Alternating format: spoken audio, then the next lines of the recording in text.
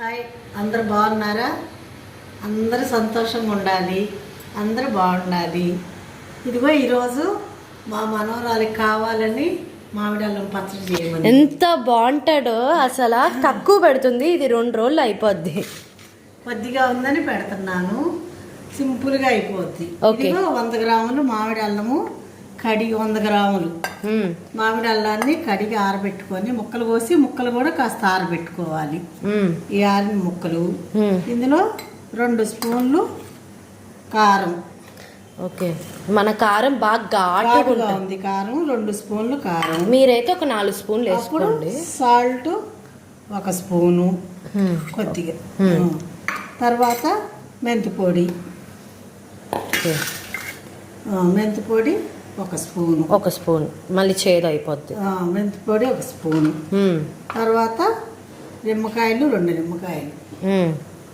తాలింపు పెట్టుకొని చల్లారనిచ్చి కలుపుకోండి. మామిడి అల్లం 100 గ్రాములు ఊరితే బాగుంటుంది. ఇప్పుడు పెట్టుకుంటే సాయంత్రానికి బాగుంటుంది అన్నమాట. 2 నిమ్మకాయల రసం తీసుకోండి, పట్టుకోండి. తాలింపు చల్లారనిచ్చి కలుపుకోండి. కొద్దిగా పసుపు, కొద్దిగా ఒక 2 చిటికెళ్ళు కొద్దిగా వేసుకోవచ్చు, 1 స్పూన్. ఓకే, ఇలా ముక్కల్లో ఉప్పు, కారం, మెంతి పొడి, పసుపు కలుపుకోవాలి. నెక్స్ట్ ఏం చేయాలి? నిమ్మరసం, ఈ 2 నిమ్మకాయలు రసం తీసి కలుపుకోవాలి.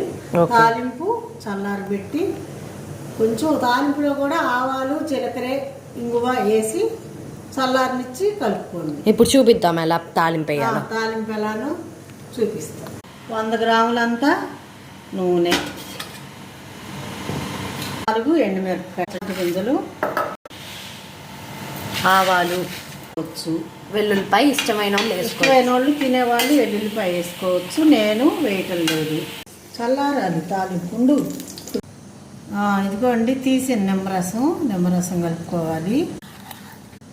పూర్తిగా చల్లారిపోయింది. చల్లారిన తాలింపు వేడిది పోసుకోకూడదండి, పాడైపోతుందా పచ్చడి. ఉప్పు కారం చూసుకొని మీ ఇష్టంగా, మీకు ఎక్కువ తినేవాళ్ళు అయితే ఎక్కువగా చేసుకోండి. ఇలా చేసుకోండి. మీకు రెడీయా? పచ్చడి రెడీ అండి. మరిన్ని వంటలతో, మరిన్ని చిట్కాలతో మీ మేఘమాల. సబ్స్క్రైబ్